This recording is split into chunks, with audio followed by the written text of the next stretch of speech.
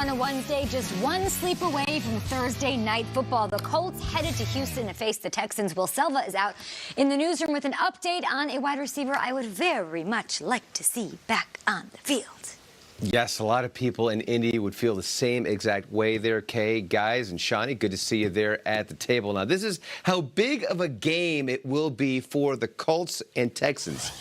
Per Elias now, this is the first Thursday game since 1980 in Week 12 or later, excluding Turkey Day, matching teams tied for first place in a division.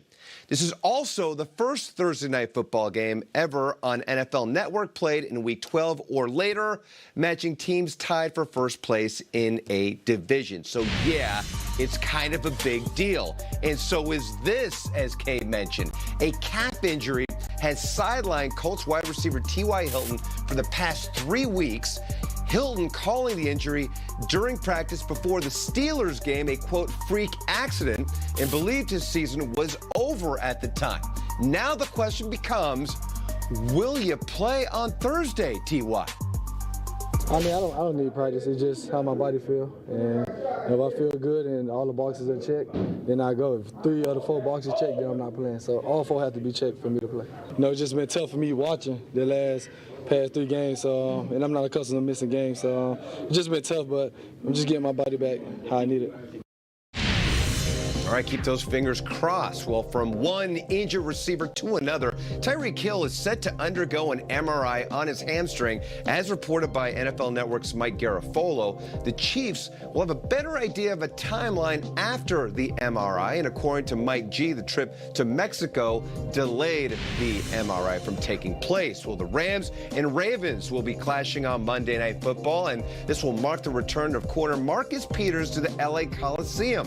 The Rams trading Peters to Baltimore on October 15th to clear the way for Jalen Ramsey's arrival. But if you think Peters will be fired up to see his former team, well, then I guess you don't know Peters. He says he's motivated enough for him to take care of his family. Now, in 4 games with the Ravens, he has 2 pick sixes, and of course he'll be a free agent in March. But Sean, you are the former player there at the table.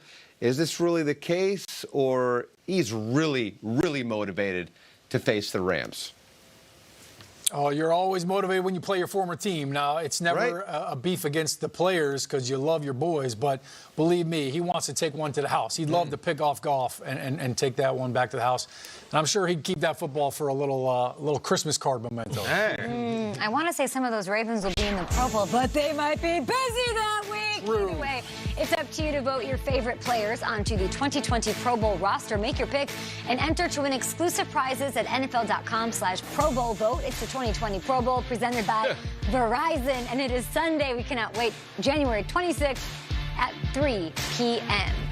We've got a fun game at the table. Let's talk about it. A new one for us. Well, it's a take on an old classic, if you will. It's called 2 Trends and a Lie. So, Sean, I'm going to read to the table 3 intriguing real statistics from the last few weeks of football. You have to tell me which 2 are legitimate trends that you believe will continue and which you think will die out. What's a fad? What's not going anywhere? Okay, so all of these stats are from arguably the top 3 teams in the league. Take a look at these 3. First, the Ravens have won 4 straight games by 14 points or more. That's true. Will it continue?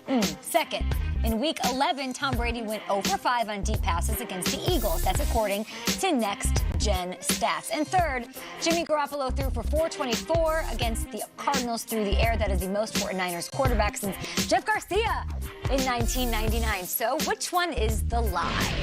I'm going to go with Tom Brady. I'm going to go with that does not continue. 0 for 5 on deep pass over 20 yards. I saw this offense struggle against the Philadelphia Eagles, and I just can't believe that Josh McDaniels is not going to find a way to get some big chunk plays. Look, they tried everything. They tried every gadget that they had on their playbook, but I think against the Dallas Cowboys, they're going to find a way to buck that trend. Ravens aren't going to beat the Rams in that defense by more than 14 in their building. It might be a win for the Ravens, but I can't see them winning one by 17 or 21. Not in L.A., not after the Rams Rams just silenced a Bears offense to the point where now we're talking about whether the quarterback's capable of playing in the NFL. The Rams defense has been really good. I don't see a 14-point blowout from the Ravens. I'm not picking anything anti-Ravens at this point. I'm not choosing that one at all. I'll go with the Niners. As much as I like the idea of Jimmy Garoppolo making a pass at somebody, I still think that the Niners are a running team. They got down 16-0 against the Cardinals, so they threw it a lot. I think they'll go back to their roots. I think that one will die this weekend. Let's look at some NFC playoff hopefuls, shall we? Here's your statements. First, the Cowboys' Ezekiel Elliott was held for fewer than 50 rushing yards. This is sort of wild. In 2 consecutive games, that is the first time that this has happened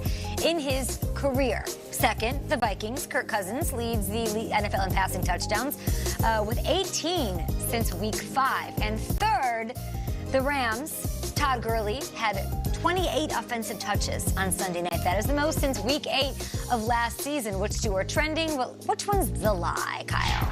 I think the Gurley thing will end. It's a cool story that they're playing Enter Sandman and he's running out of the bullpen. He's going to take them to the Super Bowl. I think it's a little exaggerated. I liked how he looked the other night. Didn't love it. And I don't think you run like he did that night against the Ravens defense. I think that one stops. Russell Wilson's got 23 passing touchdowns. Kirk Cousins has 21. Cousins has been hot, but this is Russell Wilson's world when we're talking about passing touchdowns. I think Russ coming back out of the bye, going into Philly, I think he's going to light it up. And I don't think anyone's stopping Russell Wilson. He, not Kirk Cousins, will end up leading the league in touchdown passes. Ooh, so do you think the Gurley thing's got legs? Is there to use him more? I'm actually more curious about Gurley's leg after playing and carrying the ball 25 times. I want to see if he's got that in him again. All right, I'll go with the Gurley thing. I think when you look at what they're doing offensively, they're going to have to find a way to get some other production. So I don't know if that keeps going on. I don't know if they're going to be able to keep doing that with Gurley.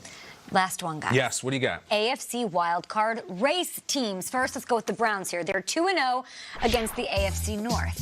Second, let's talk Bills. Josh Allen's gone 5 consecutive games without throwing an interception. That can't possibly. That's incredible. And third, the Raiders have 10 sacks and 5 takeaways in their last 2 games. Which is a lie, Shriggs? The lie to me is the Browns, and I am actually really high on the Browns after 2 straight wins. You are.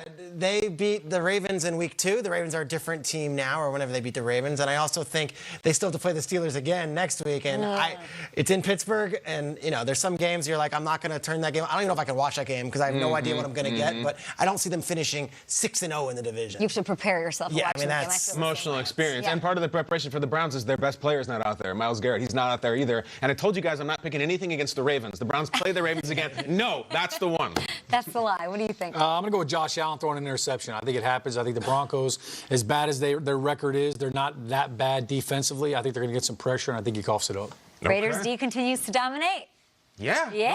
Break them up. I know. You're all in. I am. How could you not be? This is the story of the year, I think, right now. This is the first time I heard you talk about it really with such conviction yesterday. We're going to talk more about the Oakland Raiders in a bit. But up next, right here on the show, we have a 101-yard kickoff this week. That's what we saw, and you know what that means. We're headed to the long show. And how well do you know the greatest running backs of all time, Kyle? You know them pretty well. These are the guys. They end up on the NFL 100 list. You think you know everything about Walter Payton? Did you know he has a sharp connection to professional wrestling that will blow your mind? From the 90s? Really? 90s? Yeah.